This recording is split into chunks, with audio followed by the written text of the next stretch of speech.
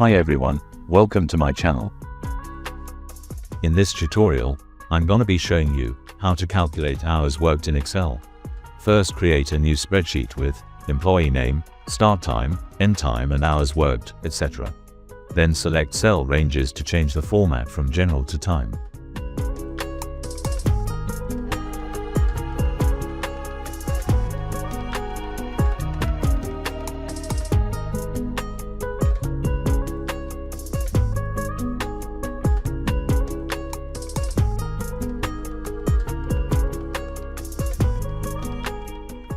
Then enter start time and the end time. Now under the hours worked, we need to use simple formula.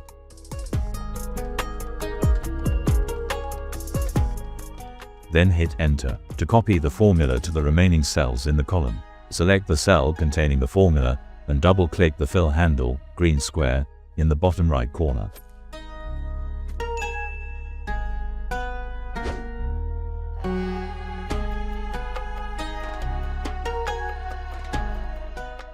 That's it. Very simple and very easy.